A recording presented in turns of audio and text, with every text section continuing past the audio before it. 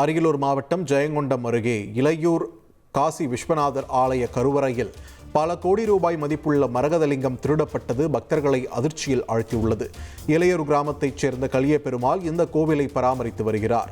இந்நிலையில் அதிகாலையில் கலியபெருமாள் கோவிலை திறப்பதற்காக சாவியை பார்த்தபோது அது காணாமல் போனது தெரிய வந்தது. பின்னர் தன் வீட்டில் இருந்த மாற்றுச் சாவியை எடுத்து கோவிலை திறந்து பார்த்தபோது கருவறையில் இருந்த மரகதலிங்கம் மாயமானது தெரிய வந்தது. போலீஸ் விசாரணையில் கலியபெருமாள் தூங்கிய போது தலையணைக்கு அடியில் இருந்த சாவியை மர்ம நபர்கள் எடுத்து மரகதலிங்கத்தை திருடியது கண்டறியப்பட்டது.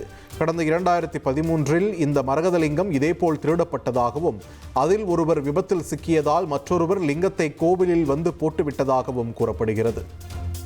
தூத்துக்குடி மாவட்டம் தென் திருப்பேரை அருகே பள்ளி மாணவனை கடத்தியதாக 3 சிறுவர்களை போலீசார் கைது செய்து சீர்திருத்த பள்ளியில் அடைத்தனர்.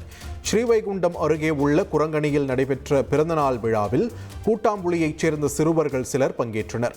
அவர்கள் மது போதையில் தெருவில் இருசக்கர வாகனத்தை வேகமாக ஓட்டியதை அப்பகுதியைச் சேர்ந்த தங்கசாமி கண்டித்துள்ளார். இதனால் இருவருக்கும் இடையே வாக்குவாதம் ஏற்பட்டது. இந்நிலையில் அந்த 3 பேரும் தங்கசாமி வீட்டிற்கு வந்து அவரது மகனை பைக்கில் கடத்தி கூட்டாம்புளி மெயின் ரோட்டில் இறக்கிவிட்டு சென்றனர். இதுகுறித்து ஆழ்வார் திருநகரி போலீசார் வழக்கு பதிவு செய்து கூட்டாம்புளியைச் சேர்ந்த 3 சிறுவர்களையும் கைது செய்தனர். பின்னர் தூத்துக்குடி குழந்தைகள் நல நீதிமன்றத்தில் ஆஜர்படுத்தி அவர்களை பாளையங்கோட்டை சீர்திருத்த பள்ளியில் அடைத்தனர். கிருஷ்ணகிரி அருகே தனியார் பேருந்து மீது நாட்டு வெடி வீசியதாக 3 பேர் கைது செய்யப்பட்டனர். விசாரணையில் அவர்கள் பாலகுரியைச் சேர்ந்த சக்திவேல், தனுஷ் மற்றும் எண்ணே கொல்புதூரைச் சேர்ந்த சேகர் என்பது தெரியவந்தது. தனியார் நிறுவன வாகனம் மோதி தங்களது நண்பர்கள் 2 பலியானதால் இந்த செயலில் ஈடுபட்டதாக மூவரும் வாக்குமூலம் அளித்தனர். தூத்துக்குடி புதூர் பாண்டியாபுரம் அருகே பதுக்கி வைக்கப்பட்டிருந்த 100 கிலோ கஞ்சாவை போலீசார் பறிமுதல் செய்தனர்.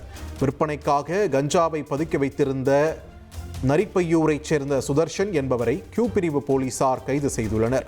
தப்பி ஓடிய ஐயாதுரை என்பவரை போலீசார் தேடி வருகின்றனர். இனி செல்லும் இடமெல்லாம் செய்தி.